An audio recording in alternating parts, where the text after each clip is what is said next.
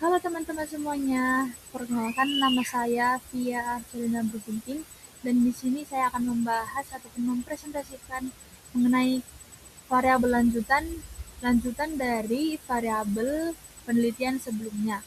Nah, apa sih itu penelitian? Penelitian merupakan fondasi utama dalam perkembangan ilmu pengetahuan. Untuk menjawab berbagai permasalahan dan tantangan, dibutuhkan pendekatan ilmiah yang sistematis melalui kegiatan penelitian, sehingga penelitian tidak hanya menemukan solusi tetapi juga mengembangkan teori yang relevan. Nah, kemudian apa itu variabel dan variabel penelitian? Variabel ini adalah setiap karakteristik, jumlah, atau kuantitas yang dapat diukur atau dihitung. Variabel ini nilainya dapat bervariasi antar unit data dan dapat berubah dari waktu ke waktu, sehingga variabel penelitian adalah unsur atau karakteristik yang menjadi fokus dalam penelitian. Variabel penelitian adalah unsur atau karakteristik yang menjadi fokus dalam penelitian dan dapat dianalisis untuk menjawab rumusan masalah. Dan tujuannya itu seperti apa sih? Tujuan variabel penelitian materi ini adalah memberikan pemahaman tentang konsep variabel dalam penelitian kuantitatif agar mahasiswa ataupun peneliti itu mampu mengidentifikasi dan menganalisis variabel. Contoh variabel penelitian adalah pengaruh metode pembelajaran terhadap hasil belajar mahasiswa. Kita akan lanjut ke variabel lanjutannya, yaitu yang pertama, variabel intervening. Variabel intervening adalah variabel perantara. Variabel intervening adalah variabel perantara yang menghubungkan variabel independen dan variabel dependen, di mana variabel independen adalah variabel yang mempengaruhi dan variabel dependen adalah variabel yang dipengaruhi. Di mana variabel intervening ini membantu menjelaskan proses atau mekanisme hubungan sebab akibat. Contoh dari variabel intervening adalah kita mengambil contoh penelitian di mana metode pembelajaran yaitu pengaruh metode pembelajaran terhadap hasil belajar mahasiswa. Maka contoh variabel intervening adalah metode pembelajaran yang digunakan dosen ataupun misalnya diskusi atau di praktik tidak langsung meningkatkan hasil belajar mahasiswa. Maka metode tersebut terlebih dahulu mempengaruhi motivasi belajar mahasiswa. Maka ketika motivasi meningkat, maka mahasiswa menjadi lebih aktif, fokus, dan semangat dalam belajar sehingga hasil belajar juga meningkat. Maka dari contoh ini kita mengetahui bahwa variabel intervening ini adalah variabel yang menjelaskan hubungan sebab akibat. Dimana kita ketahui tadi metode pembelajaran itu akan mempengaruhi bagaimana motivasi belajar mahasiswa. Maka dengan meningkatnya motivasi belajar mahasiswa akan memberikan hasil belajar mahasiswa. Maka dari ketiga rantaian ini menjelaskan mekanisme hubungan sebab akibat. Itulah artinya variabel intervening. Selanjutnya, variabel kontrol. Variabel kontrol adalah variabel yang dikendalikan agar hubungan variabel bebas dan terikat ataupun variabel independen dan variabel dependen itu tidak dipengaruhi oleh faktor lain. Di mana contoh variabel kontrol ini adalah kita ambil contoh penelitian yang berjudul pengaruh metode pembelajaran terhadap penguasaan keterampilan praktik klinik, di mana variabel independennya ataupun variabel bebasnya adalah metode pembelajaran. Metode pembelajaran itu misalnya metode ceramah ataupun bedside teaching, sedangkan variabel kontrolnya harus ditetapkan sama, misalnya standar keterampilan itu harus ditetapkan sama, kelompok mahasiswanya itu harus disamakan, baik itu dari tingkatan atas tujuh semester dan juga kelompok mahasiswa tersebut juga harus disamakan dari institusinya. Nah, maka dengan kita menyamakan seluruh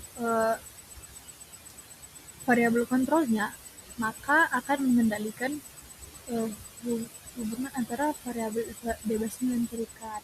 Sehingga dari contoh ini, kita ketahui eh, variabel kontrolnya adalah itu materi, dosen, dan waktu disamakan agar hasil penelitian itu lebih akurat. Selanjutnya kita masuk ke variabel lanjutan yang ketiga, yaitu variabel moderating.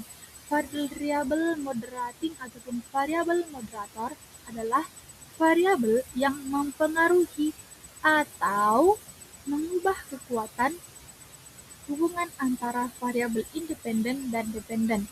Contohnya, kita ambil dari penelitian pengaruh metode pembelajaran terhadap hasil belajar mahasiswa. Nah, metode pembelajaran memiliki pengaruh terhadap hasil belajar mahasiswa. Namun, pengaruh tersebut tidak sama pada setiap mahasiswa.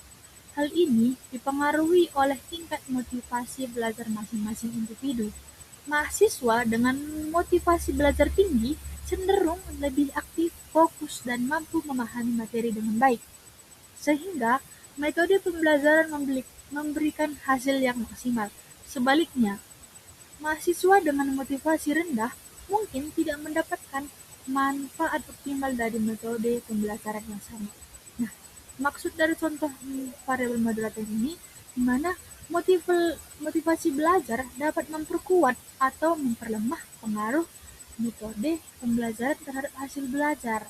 Sehingga kita ketahui bahwa variabel moderating ini dapat memperkuat ataupun memperlemah dari variabel independen dan variabel dependen. Itu dia untuk variabel moderating.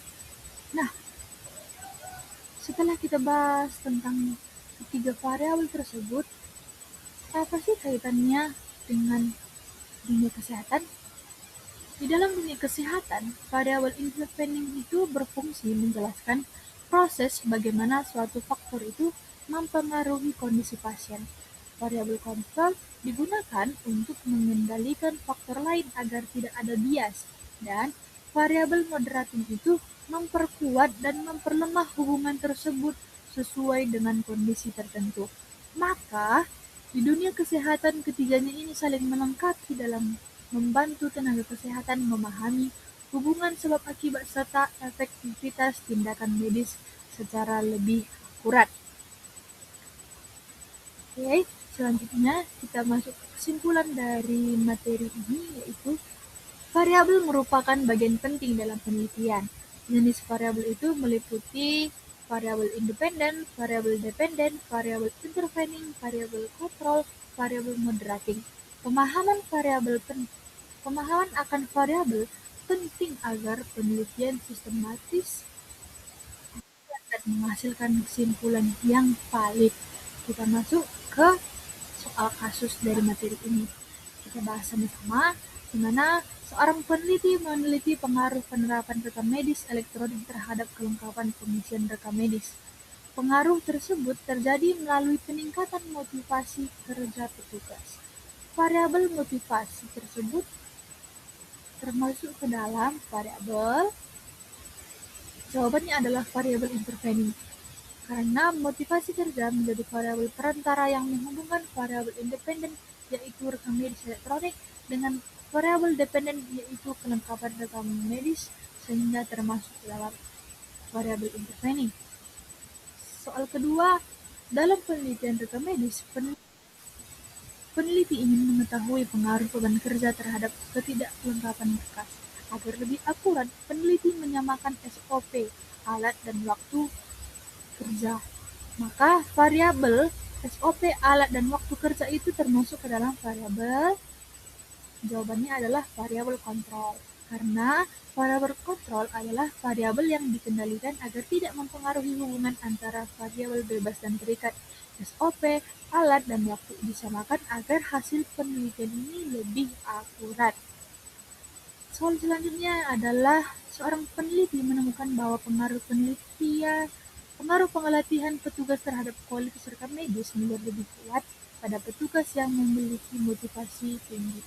Variabel motivasi dalam hal ini berfungsi sebagai jawabannya adalah D, variabel moderator, di mana kita katakan eh, variabel motivasi adalah variabel moderator karena motivasi memperkuat ataupun memperlemah hubungan antara pelatihan, yaitu variabel independen, dan kualitas rekam medis, yaitu dependen, sehingga termasuk ke dalam variabel moderator. Jadi sekian yang bisa sampaikan. Sekian dan terima kasih.